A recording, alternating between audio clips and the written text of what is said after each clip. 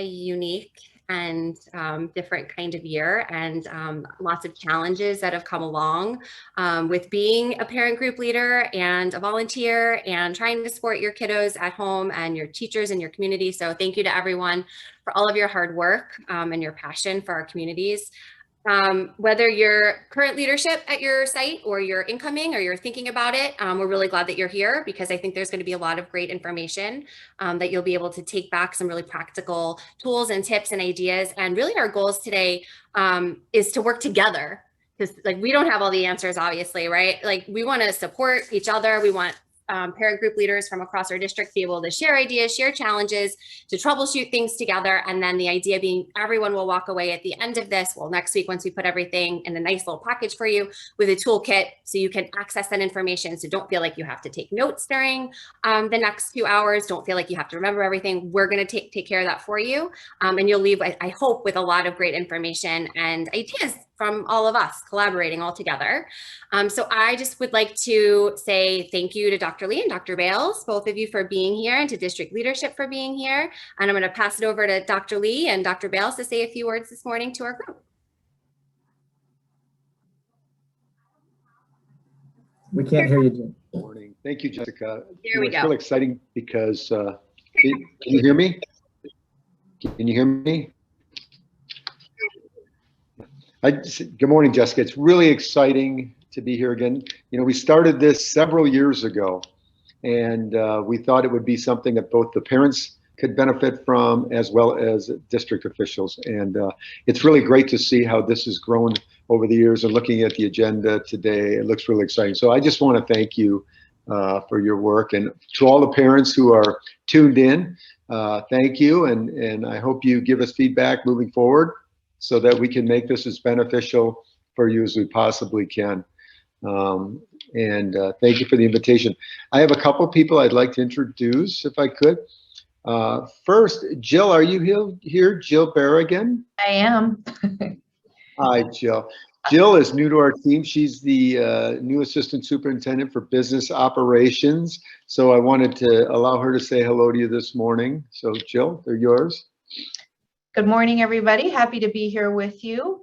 I feel like I have met many of you before. I've been in a lot of meetings, so I apologize if you have to hear the introduction again, but we certainly want to make sure everyone knows who I am and that you can connect with me whenever needed.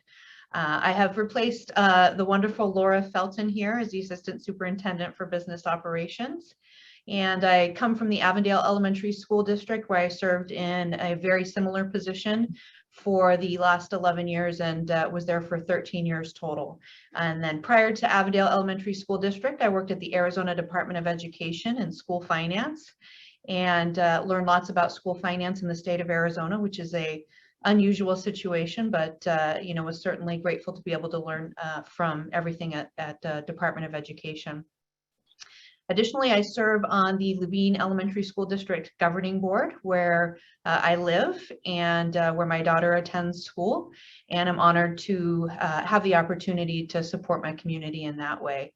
Public education is extremely important to me. I am a product of public education, and you know, had so many incredible teachers all along the way. I think we all have those experiences that we could, you know, name those special teachers in our lives that helped us become who we are today. And so I want to continue to support education and in the way that I'm able to do so through, you know, through this position here and other things that I'm able to do and commit to. So happy to be here with you today and happy to work with all of you in the future.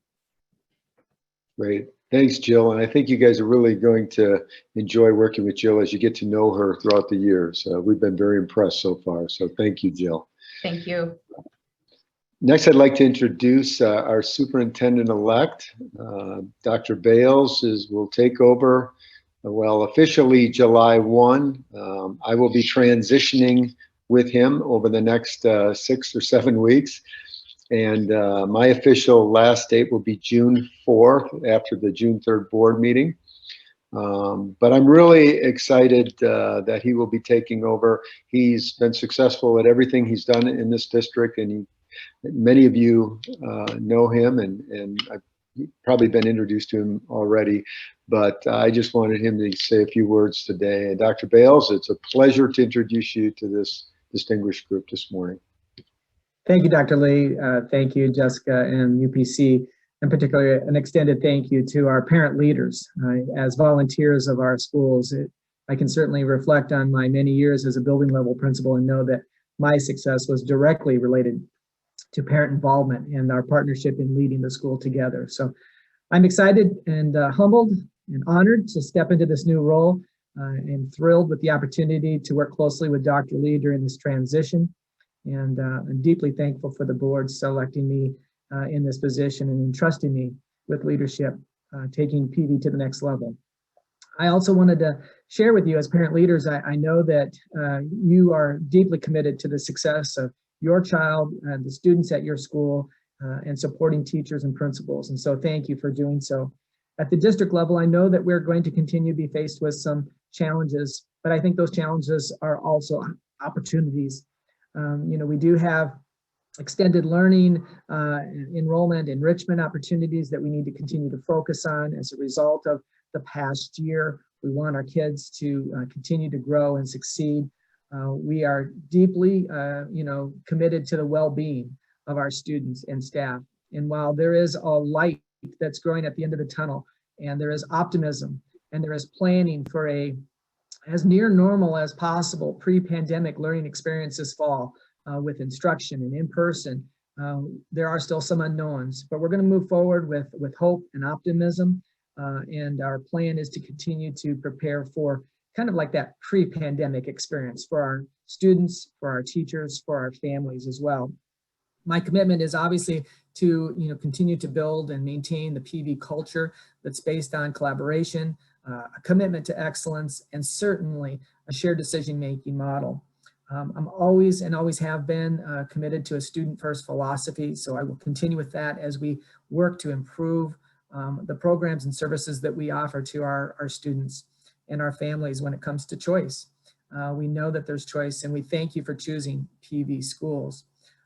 During the next 60 to 90 days, I'm going to continue to meet with school councils at every site, as well as district staffs. And I hope that at some time, maybe in the phase 2 or phase 3 portion, I'll have an opportunity to talk with PTOs, PTAs, and other school leaders. But this is my chance now to share with you that, from a big picture perspective, I want you to know as building leaders and parents in our community that I'm deeply committed to transparency and fiscal responsibility, and that we're going to move forward together, stabilize and reinvigorate our relationships with our community so that we can continue to focus on students first.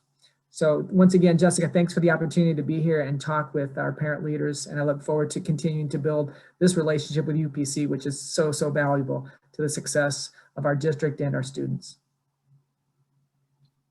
Jessica, thank you so much. Looks like you have a great show planned today, so enjoy. Excited. Thank you both so much for your kind words this morning. I know they're appreciated.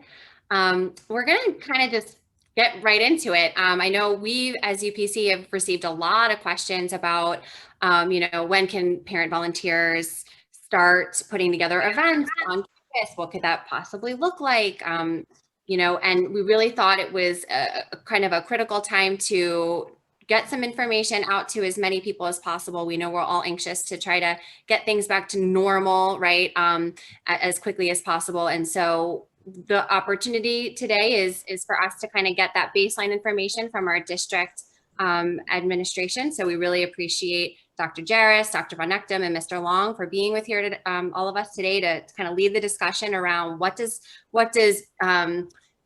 parent group sponsored events and volunteering look like, right? What are the protocols right now? What sort of things could we look for moving into the next year in the fall? Also, obviously recognizing that there are a lot of uncertainties and things are not set in stone, and we all need to remain fluid and flexible. And then the second part of our meeting today, after we've kind of all got that information together, is when we'll go into breakouts where we can really collaborate and brainstorm sort of based upon the information that we received this morning from district. So welcome. I'm not sure who wants to kind of kick it off, but I leave it to anyone who wants to get the conversation going. And again,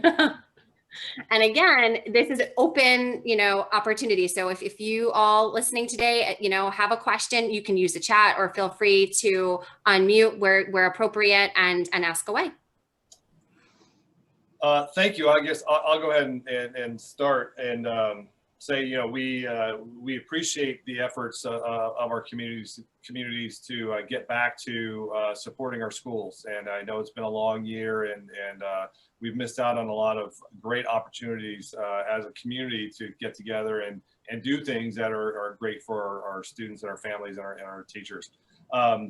What we've been doing as we've been moving forward here is just to kind of talk about the big picture is, you know, we're blessed and fortunate to be back in person, and the vaccinations and access to the vaccinations has really been helping us be more comfortable with those. But we are still moving forward cautiously. You know, we don't want to move too quickly into opening things up and then regret that. You know, that we've had too many contact tracing issues that we have to deal with because of an event that we had. That just becomes even more disruptive somewhat to the learning process of what we have in place. So we have been, I'll begin by saying we have been moving forward cautiously and asking schools to identify what are those events that you really feel like are going to add a lot of value to what you're doing right now in these remaining weeks of school. Some of those are a little bit more universal, like we are talking about graduation and talking about prom at the high school level. At the elementary level, we have some common events in terms of like 6th grade clapouts. But there are every school, the elementary schools seem to be a little bit more unique in the types of activities that they're doing. But we're asking schools to kind of look at those and evaluate what are those ones that you feel like are probably going to add the most value to the end of the year here that you really want to invest some time into. And then we're talking about what are the mitigation strategies that can help make that be successful. And so we're handling this somewhat similarly, but with a little different flair at the elementary and middle school, or elementary and secondary level. At the elementary level, Laura Herbine, our Director of Student Services, has had a list of events from all of the different schools that they are talking about. She's met with each group of people who are interested in those type of events, like a book fair or a fun field day type of activity or the 6th grade clap out, and talk through what that might look like and come up with some mitigation strategies that we feel like would be effective in making that be a successful event, and minimizing any kind of risk of exposure or spreading the virus. So they came up with those recommendations, have been filtering them to cabinet, and we are then reviewing them and adding to them or approving, or perhaps in some cases saying, yeah, we're really not comfortable with that type of an event yet. So that's been the process with the elementary school, and I think, you know, Dr. Von Echten and Mr. Long can share a little bit of, you know, what they've been doing with it at the secondary level. Sure. I don't know if Mr. Long is on with us this morning or not. Oh, there he is. Welcome. Good. I didn't see you there. Dr. Jarris, a similar process that Mr. Long and I have put forward with the secondary schools. In working with the principals at the secondary level, we found that there's a lot of very unique events at our middle and high schools that a one-size-fits-all mitigation plan wasn't always practical. So we do have a process for principals to provide propose an event, an activity for end of year, be it an honors and awards to some kind of recognition for staff, what have you. They are to bring with that a mitigation plan that I'm happy to review with them, and then Mr. Long will bring that to cabinet. In the last week, when I met with assistant principals and our principals just yesterday, again, reiterated that you know, at the secondary level, particularly high school, we have boosters that want to be able to do some things for the end of the year. And my direction to them was make sure that parent group is vetting it with the principal. Ultimately, it's asking for some permission, and then really allowing the school then, once they have a notion of what that event looks like, to be able to create the mitigation plan and clear understanding should there be parents that need to come on campus to help as a volunteer to conduct that event. Yeah, and I think some of just to kind of what kind of events are happening here. We're obviously looking at events, you know, when we talk about being cautious and therefore minimizing the number of events, we're looking at events that, you know, I think the conversation has been around those that involve students, you know, obviously some of the like fun day activities or prom, some of those things that our students have missed out on, have been primarily the focus.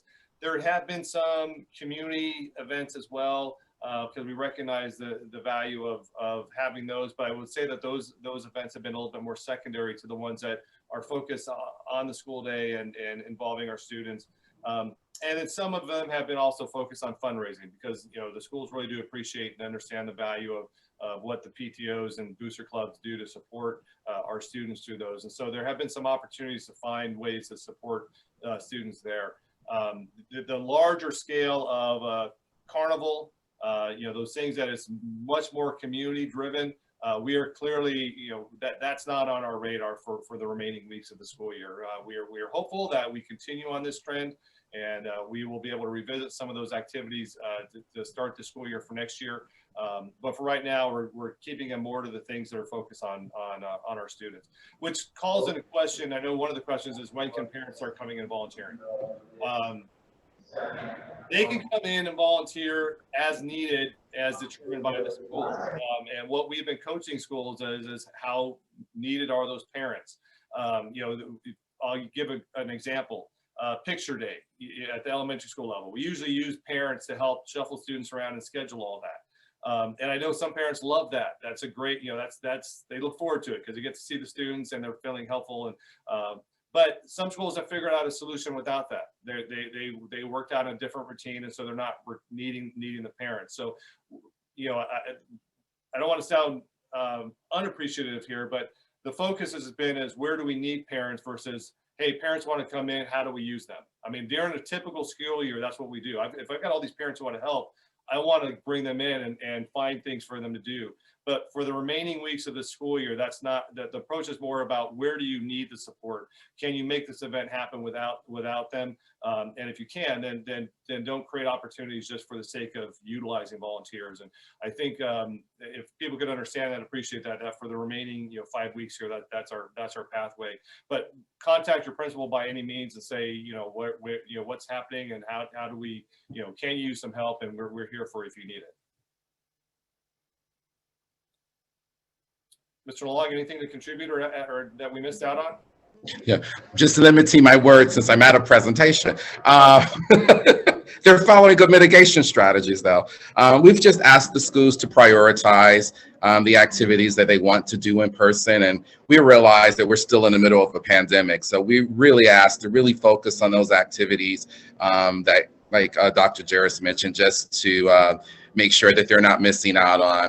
We got graduation planned. We've worked with all of the schools. They've submitted mitigation strategies. Some parents will be sitting on the track, but we'll get everyone in to make sure that we're spaced apart appropriately and students are not missing out on those key moments in their life this time around. So I know sometimes as we're working with some of the parent groups at some of the secondary activities, it can get a little frustrating with some of the mitigation strategies. We're still serving prepackaged foods. We're not to the point where we're serving and things like that for banquets, but the silver lining in the cloud is, but we're having the banquet with those strategies. We just have to put some other things in place so that activities can happen. But once again, they are limited, but we're just trying to make sure that we are moving forward, but we're doing it as safe as possible. So as leaders in your communities, if you have if you're thinking of things to do, or you want to propose something, the avenue is to work with your principal, propose, say, hey, this is what we were thinking we'd like to do. Work with your principal on what they are comfortable with, and then if the school's in agreement that that's something we want to support, and I'll add an asterisk to that here in a second. If that's something they want to support, then work on a plan together in terms of what it would look like. And then the principal will work with either Dr. Von Echten or Ms. Herbine to review those strategies and fine tune and tweak and then bring them to us for final approval and review. I had a little asterisk there, and what I would ask is that as our schools are under a lot of stress. Our principals have a lot on their plate with regards to planning for next year, their summer opportunities, and then also maintaining the system that's in place right now to help make sure that everything's running smoothly. And teachers are under a lot of stress too with regards to the dual modality still of what's happening in the classroom. And so don't be offended if they don't want to take some of these things on. I mean, you know, some of these events are great, but it requires a lot of investment in their time. So I think just as you're planning or thinking about things, kind of keep in mind too the big scope of what's happening at the school right now. And again, we have 5 weeks left here. I think they're trying to you know, offer the best that they can in the remaining weeks. And then we hope that we'll be able to start putting many more things back on the plate, depending on what things look like in July and August. Yeah, and you'll notice that a lot of the activities are at the secondary level in the courtyards, and we're just trying to make things happen and do it safely and make sure that people have options. Thank you. And I think that was a really great overview, and really appreciate just the clarity around, you know, if there are parent groups that have ideas, reach out to your principal. And if it's something that is doable, that it'll get done. I just want to make sure and see if there is an opportunity, you know, for anyone to ask any questions. Please feel free, like I said, if you want to use the chat, you can use the chat. Otherwise, you know, certainly feel free to unmute and ask your question. Well, I'll jump in here real quick. You know, we've talked about the spring or as we head to the end of the school year, but what about the fall? As we go into our breakout rooms, we are going to be talking to parent leaders about planning for the fall. Is the recommendation to keep the events for at least the fall to be somewhat minimal rather than jumping back into where we were in 2019?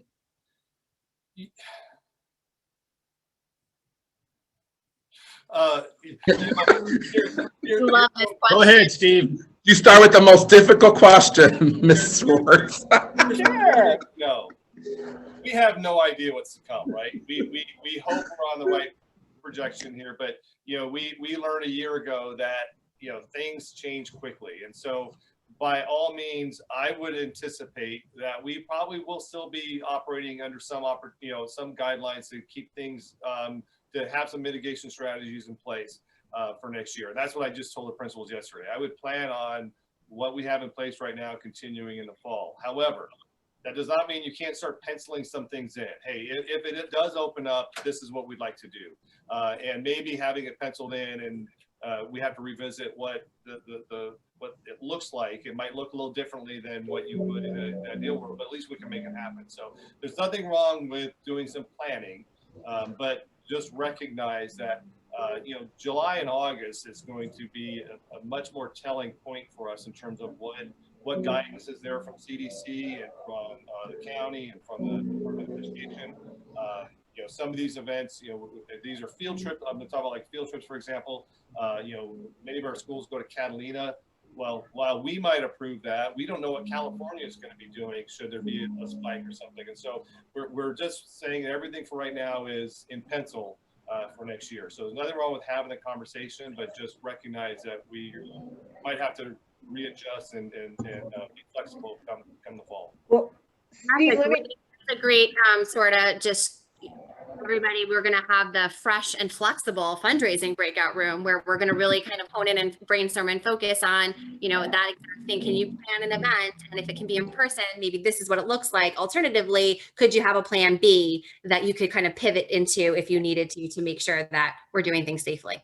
well, and I was just going to add, so Steve, a lot of the elementary parent groups are looking at their kindergarten roundups and things like that are planned for August.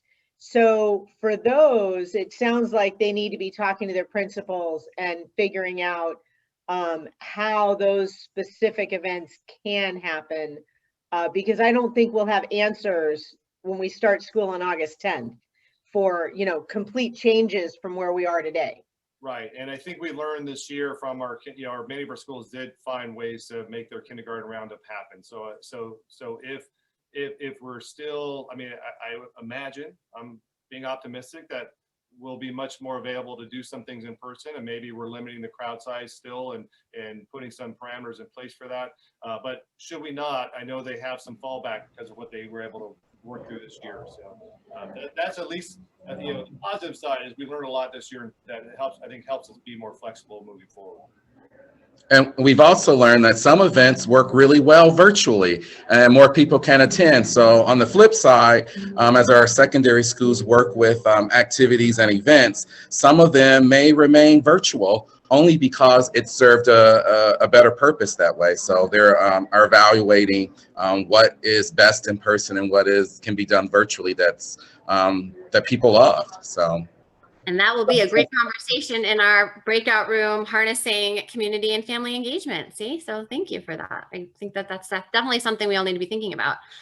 We do have a question in the chat, which is, this year more than ever, parent groups are anxious to celebrate the amazing teachers of PVSchools. Do you have recommendations regarding how parent group leaders should approach the upcoming Teacher Appreciation Week activities? And then sort of as a prompt under that, is there a safety protocol checklist or something of this sort that site leadership can share with parent group leaders to use as they think about and plan for these kinds of events? Does something like that either exist at the district level, as guidance, or at the site level?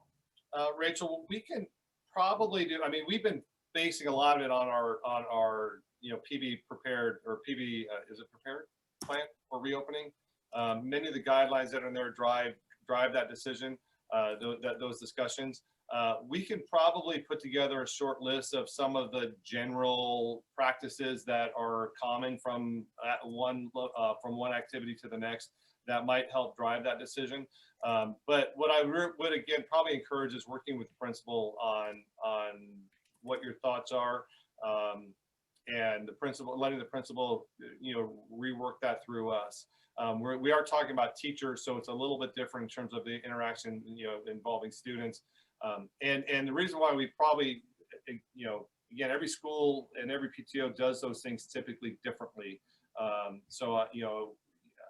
We've had in the past, at Sandpiper when I was there, they would bring in a potluck and make a potluck. I would probably discourage a potluck at this time, right? The prepackaged things are always best, but coming in and decorating doors and that they would do things like that. Those are things I would talk to the principal about in terms of what that plan might look like, and letting the principal, work through us. We've already have in place a school that wants to do its food truck, and they're going to do it before school and after school on the half day under the bus lane. They're going to have some parameters in place for like a waiting area for where when you're waiting for your food, so we don't have 35 teachers packed together. So they've worked through some of those details, but I think the plans are varied so much that probably the best route is to work through the principal and go that route. And to that point too, I'm sure many of the attendees and our parent group leaders are aware of this, but the principals are a great work of, like, they collaborate together too. So, right. So, I mean, they're going to be able to say, we're looking at doing this. I heard you did this. What were some of the strategies that you put in place so that they're not reinventing the wheel? So while we might not necessarily have access to, what certain mitigations and protocols on paper look like other than the document that's online, the principals, right, absolutely have the opportunity to share ideas and talk about how they might have, thought through events successfully so that they can use that as a starting point. Every school too has its own unique climate. I'm guessing you all know that people's opinions about COVID are very diverse.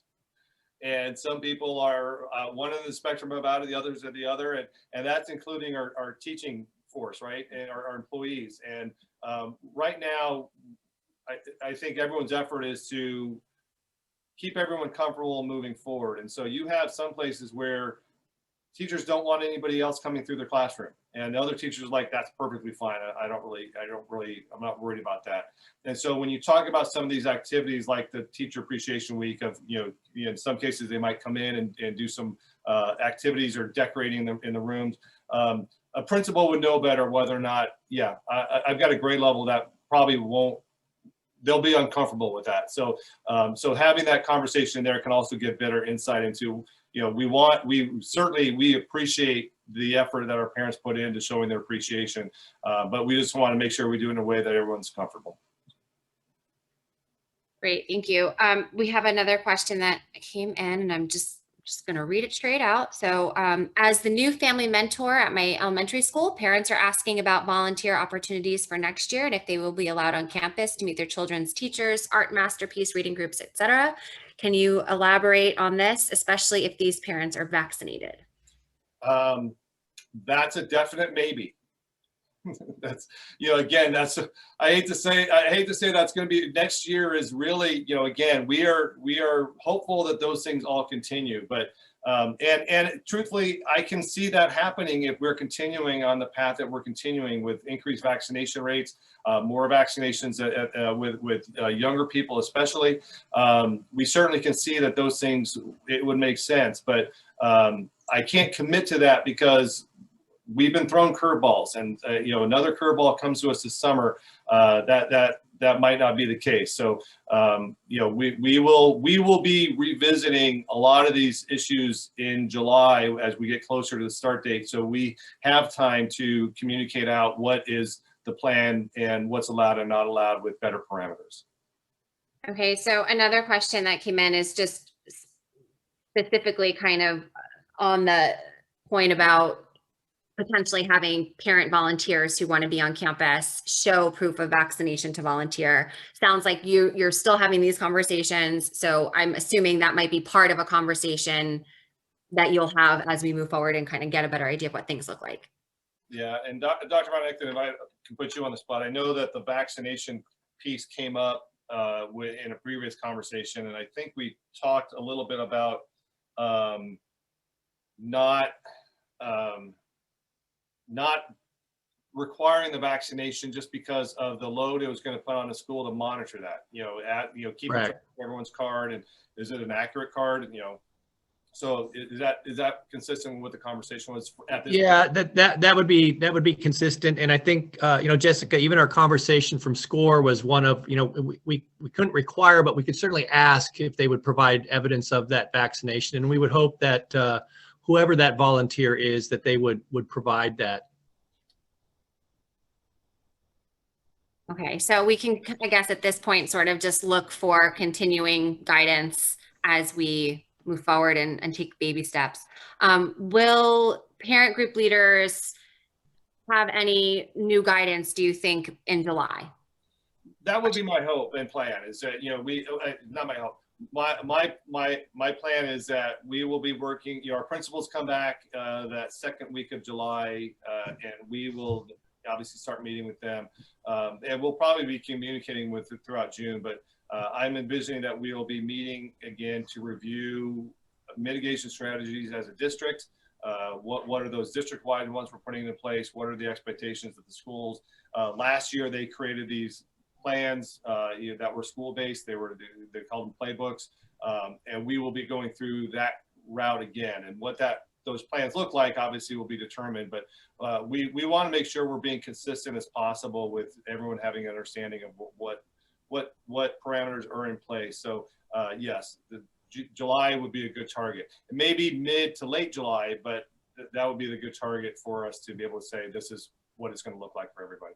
Okay, so you mentioned like the site level principal playbooks. Is that where most of this information, parents could look to that document, or should they reach out to their principals for those guidelines, or will there be like an updated district document For next year? Yeah, like for July, for that timeline. I think, I can't answer if it's going to be individual schools. There's going to need to be an individual school piece. Let me backtrack. There's going to need to be an individual school piece because every school is different. Every school's campus layout is different. Their population is different in terms of what their needs are, and so that's one of the reasons why every school created theirs this year. So as we move forward, just like any other policies and procedures within the school, those would be unique to them. So whether the schools are producing an actual document or we're working just directly to the principal, we'll have to kind of determine the extensive need of that. If we're feeling pretty, I'm going to use the term normal, and pretty comfortable, I don't know that we necessarily need to have a book saying, hey, we're doing what we used to do. But if there's going to be restrictions in place, schools will find ways to communicate that out. Okay. And a question about the site level playbooks that we've seen, I'm sure most of us at our own schools. Was district involved in reviewing those when they were created by sites? Yes. Yeah. They share those all with us, and we reviewed them and check to see what they were doing. And we also spent a lot of time at the schools too, kind of walking through and seeing how things were being set up. Great. Okay, so wondering if there are any other questions in the last couple minutes here that we have our very busy district leadership, some multitasking at math stuff at a school right now. So thank you. Again, another one of the wonderful things being able to do this virtually is that we get Mr. Long to participate with us, and he also is at an event. It's pretty fantastic. So I'm not seeing any other questions. So I'm going to assume that we've done a comprehensive job. I know it's kind of tough because it's not black and white and there are no, answers that necessarily apply to all of us. And that's kind of tough as well. So we just continue to encourage the conversations to happen at the site level. If there is anything that UPC can help assist with, or if there's confusion around anything, always feel free to reach out to us and we'll do our best to get clarification as well. We want to thank Dr. Jarris and Dr. Varnectum and Mr. Long for being with us today and for answering these kind of tough questions. Because again, I know you're all doing a lot of things, wearing a lot of hats all day. And I don't think any of you thought planning schools in a pandemic was going to be on the list of things you needed to become an expert at. So thank you for all of your work in this area and for continuing to support and answer questions. And yes, for your amazing leadership, Lori Berman. Yes, agree. Amazing leadership. We appreciate you and your partnership and communicating with our wonderful volunteers and parent group leaders across the district. So anytime you need a really strong maybe. Yeah. The answer is absolutely, definitely, maybe. Yes. I will disclose my note. We just, again, our district, one of the strengths of our district is community support, and having been a principal myself, and Mr. Long and Dr. Van will say the same.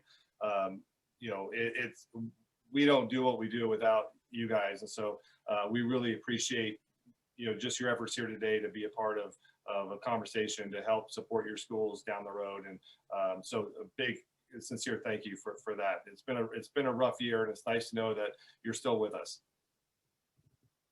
Yes, I agree. Yes, thank you to everyone for hanging on. With all of that now kind of under our belts, to kind of lay the foundation for our breakout rooms that are coming up, which I'll just refresh everyone's memory. We've got harnessing family and community engagement, and then we're going to have fresh and flexible fundraising and rebuilding your parent group. And I can promise you that these will be great, I think, collaborative efforts. We'll have facilitators in each one of those groups actually actively trying to capture the conversation and the ideas, and so that we can then send that all out in a toolkit to everyone probably early on next week. And so, Melissa, I don't know if you're still kind of working through that spreadsheet, but what we were trying to do is make this as easy as possible to get into the breakout room, so that if we had asked that you pick 2 out of 3 breakout rooms, and so we started to truly reflect upon how we do things and how we've done things over the years, and how the pandemic has shifted and changed the way we think about not only how we get information out, but how we bring our community together, how we communicate with our community. And we really kind of thought, well, you know what? As tough as it's been, and as much as we miss being in person with everyone at our monthly meetings, we've also seen so many more people able to participate in those monthly meetings. And we've seen increase in access and engagement. And that is a really awesome and inspiring and wonderful thing. So really kind of got us to thinking about, let's not go back to the way that things were. Let's rethink and refocus and reshape what our parent groups, hopefully, and what our leadership looks like, not only kind of district-wide, but at the site level. I don't know about you, but I would guess that almost every one of you, you're committed, you're here today. You have at one time or another probably been exhausted and burnt out by some of your volunteerism and the commitments that you have generously made. And while I think we all enjoy it and we love it, there's a lot of pressure and stress sometimes on parent groups to, have successful fundraisers, right? Have events that are, very, very well attended and people are excited about it. And I also don't know about you, but I've also oftentimes, worked really hard on putting together an event, and then, gotten a lot of, feedback. Oh, you could have done this, or you could have done that, or you could have done this better, right? And so that's tough sometimes, and it can be a really thankless job, right? And we don't do it for the glory, right? We do it because we love the kids, we do it because we love our teachers and we love our community and we want to support. So the thought was like, wouldn't it be great if we could bring all these amazing people together and have a conversation about, well, let's rethink what we do and what it looks like in the future so that we are as productive as ever, that we bring in more people, hopefully, than ever, right? What's the saying? A lot of hands make light work, right? But I know we all struggle to get volunteers, and that's definitely something that I think we can all relate to. And so I think this is really just a great opportunity to say, you know what? We've learned a lot. Let's take some of the great things that we've learned over the last year, and let's be really intentional and focused on rebuilding and moving into the fall and what that looks like. And we really, really hope that the conversations today will help kind of get us to that place. This is always, I think, a fluid and ongoing conversation to have, but I hope it will kind of plant the seed for all of us. Like, we can do things and not be burnt out and not feel like we have to be back at 100, full speed ahead on day one. And hopefully we can work together to give you the tools to find out and talk to your community. Well, what did you miss the most, right? What's the first event you want to see us put back together? And that can be where the focus starts. So I'm going to just open it up, since we do have a couple minutes before we get started with our breakout rooms, to anyone else who wants to kind of jump in or add to any of the sentiments that I've said. Hopefully I sort of captured the UPC conversation a little bit about how we got to the thought, and tone for this event today. Rachel. This is a little bit off topic, but I hope closely related. I just wanted to share with the group as well, as a parent leader for many years, and then also being part of the United Parent Council board and community for a number of years. I really want to encourage the parent group leaders or just parent group volunteers, please reach out to United Parent Council. We are here for you to answer questions. We have all been parent group leaders for a very long time. And I know that district leadership shared a lot of information today, but we are in constant communication with them. So we will always do our best to give you the most updated information if you're just curious about something as you're planning. So again, just please feel free to use this as a resource, because that's one of the greatest parts about our district having a group like United Parent Council. And I can't tell you how many times this group helped me, even when I had just really weird questions, and I felt like I could call Melissa. I didn't really even know her, but I could call her and she could help me through, election issues or concerns or anything like that. So just a reminder to please reach out. Yes, absolutely. And would also, Lori, thank you for reminding me to mention, we do have an outreach committee, and we've kind of been not, going back to, again, like, don't need to go back at full speed. While we had some great plans and things in the works about, a little more than a year ago, and then COVID hit. And so obviously, as you can all relate to, there are certain things that you felt really passionate about that kind of got, guess we can't do that right now. We're going to shelf that idea and we're going to circle back to it. But our outreach team is here as well, and at your disposal with anything, even if it's just to kind of talk through an idea, or to get support or help, or really just to collaborate in any way that you need. So and you can email outreach@pvupc.org, because I'm going to start checking that email now, which I'm really excited about. Thank you for that, Rachel. I would just kind of absolutely agree with that sentiment. That's what we're here for.